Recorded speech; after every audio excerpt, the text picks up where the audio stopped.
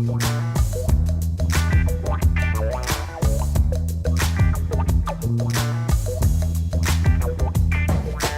just want to make sure that people that didn't move, if you're alive, raise your hand. Here, sitting down, yes? Half of them are alive. All right, that's good. Perfect. So we're going to make regulation fun, which is something you're not going to have happen very often. Basically, we want to give you some lessons learned from having... Hey guys, it's okay. Lessons learned from our ongoing journey through the FCA Sandbox with an ether risk product. So, go ahead. You're in that wrong though, don't worry. So a little bit about us, what the FCA Sandbox is, just in case you don't know. Then, very briefly about an independent working group, which is quite interesting, and then lessons learned real quickly. So, VIVAT, why VIVAT, I guess. We've been involved with ether risk from the beginning, and this is an opportunity to represent them in the UK. And Stefan, well, I wouldn't say approached us, I approached him and said, how can I help? I want to get involved. I love the project. And this is an opportunity to help out and work with them. So basically, very simply, we are a distributed consulting company. Dave and I have been working since '96 together, and it's a group of trusted people that live in random places and just try to do meaningful work, help companies disrupt, and win in the market. That's it from us. Dave, as I said, known each other for a long time, volleyball player, represented Canada, wonderful man, and probably one of the best technology brains that I've had the pleasure to work with in my 25-year career. I'm more of a business guy, so I'm a poor technologist that has to figure out how to make things happen in the business world. So, David's going to just quickly describe the FCA Sandbox for you, Dave. So I don't know if you guys know who the FCA is. It's the Financial Conduct Authority in the UK. So it regulates all the financial services activities industry in the UK.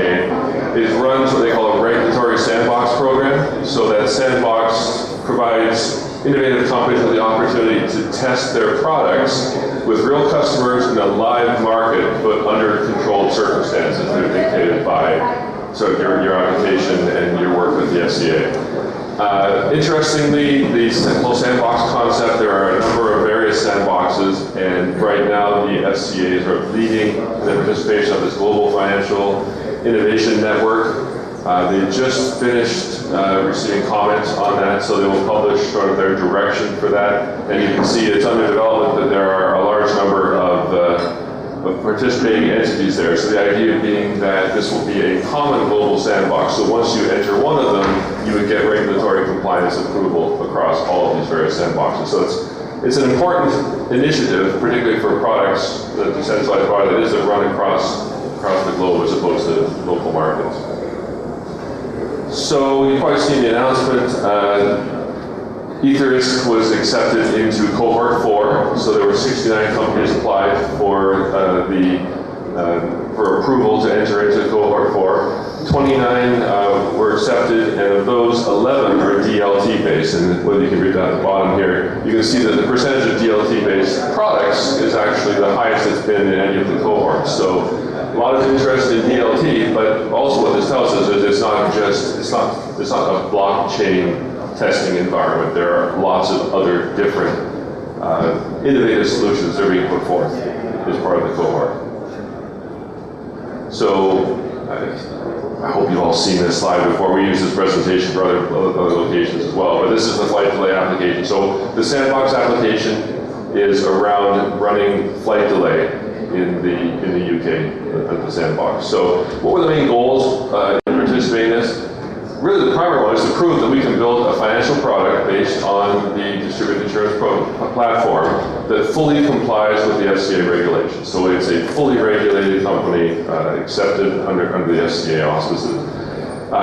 We also use as a vehicle to engage with UK underwriters, because we are applying in the sandbox as an insurance intermediary, not as an underwriter ourselves. So we need to have a UK underwriter that does the underwriting of the actual flight delay policy. So this gave us a vehicle to engage with underwriters to educate them on on sort of some of the innovative new technologies and just provide a meaningful back and forth, because when we talk about some of the lessons learned, they're not very far along with understanding of this technology, probably a little further behind than we expected when we started. We'll talk a little bit about the working group that we established, but it provides an opportunity for us to influence the regulatory framework for fintech and insurtech inside the FCA. So we told them that in addition to doing the sandbox test, we would provide sort of a list of recommendations back to the FCA at the end. They're very excited about that because they really want to learn about this sector and what's going on. So there's a bit of a back and forth that we're going to provide with them. So that's the community, other DLT companies in the sandbox. There's 29 in the sandbox, total companies. We've created this working group of the other sort of blockchain or DLT companies that are in the sandbox. And we're hoping that this will provide a somewhat easier transition into joining the overall global sandbox as well, the GFIN. So Luis is going to talk a little bit about the working group and who's involved. Yeah, so as Dave said, we started the journey and we were a little bit surprised of the types of questions we were having to answer. The willingness of the FCA was evidently they were quite positive, but then we kind of decided to approach other companies with similar technological baseline to see if they were being asked the same questions. Was it the difference between the challenges, and just to kind of gather together in that education process. I'm not sure I like that word, but let's say sharing of knowledge.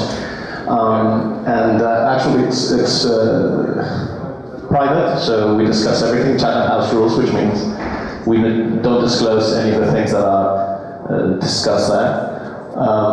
We actually want to make sure that the FCA improves their perception of blockchain and actually maybe help them become a leader in the global sandbox environment. And anyway, so I guess alongside the culture of VIVAT, building this sense of community, helping each other, I think we have someone from cohort 2 that said that in cohort 2 basically people were trying to hide things from each other. We're trying to change that dynamic to say, hey, we found this really good piece that everybody could use, and basically building that sense of community, which is part of the ethos of how we work. So I think that's it on that. Just a little bit on the companies that willingly accepted to be part of this generous community. And we have GlobalCap, which basically creates securities on the blockchain. We are the only insurance one in the group of 5. Then we have 2030, which is basically kind of, I would say, crowdfunding tokenized of sorts. That's the license that they're going for. CapEx Move actually is about tokenization of debt. So there's proof invoice on the blockchain, and you can actually put money towards securing that yourself. Then we have Token Card, which is basically developing a card that has a smart contract owned by the individual and distributed. Moneyfold, which is actually it applied through Oracleize. It's a subsidiary of Oracleize, and it's basically a token pegged to the pound at the moment.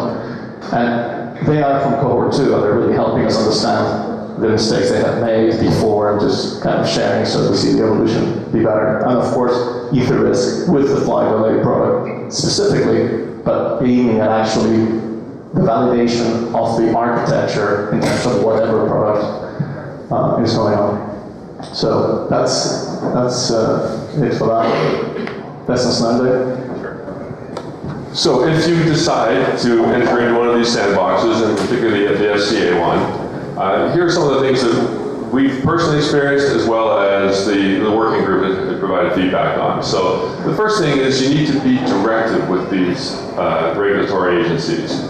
They are there to answer questions, but they are not a consulting service to you. They're not consultative. So you want to tell them what you want as opposed to describe something and then expect them to tell you where you belong. That's particularly for some of the authorizations that you require. Particularly when you're having a customer-facing solution, most of these regulatory agencies are designed around what they call TCF, or treating customers fairly. So they all want to be, it's great about the technology, but what they want to understand that what you're going to provide to the end consumer is going to be fair, and it's going to be, it's not going to damage them in any way. So everything is around the TCF.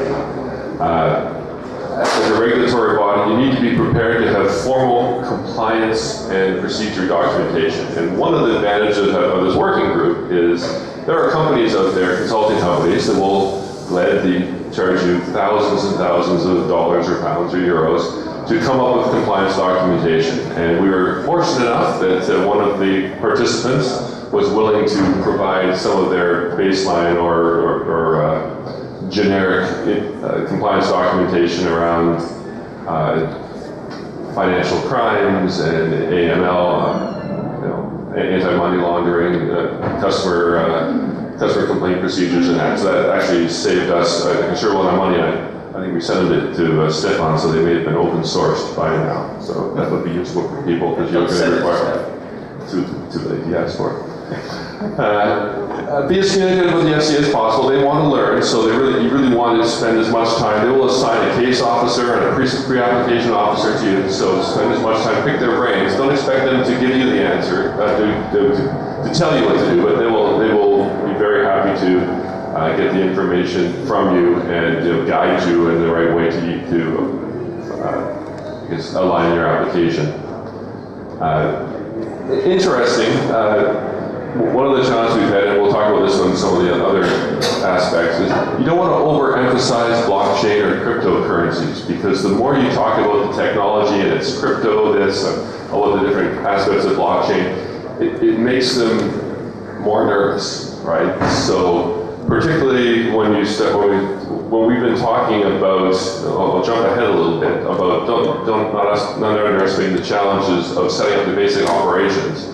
You'd be surprised the number of the people that have tried to enter the cohort don't have a bank account, they don't have basic professional indemnity insurance, all these things that are mandated by the FCA. And for a company that says, well, we're a blockchain cryptocurrency company and have this unique technology, a lot of banks, it's a challenge for them to provide you with a bank account, and even the professional indemnity insurance. We made the mistake of sending over too much information to them, and so there are a lot of questions about, well, what is this DIP token you're using? And it's like, no, that doesn't factor into what we're doing here at all. But so once you let the cat out of the bag, then you have to go and herd them all back and get them back on the right track. So again, that's back. Don't overemphasize blockchain or cryptocurrencies. What you're doing is you're solving a business problem. You're making it more efficient, frictionless. You're making it more, it's better for the customers, right? So that should be the focus, because that's what the regulatory bodies want to see. You need to make sure you have sufficiently robust budgets to undertake the sandbox process. It can be expensive.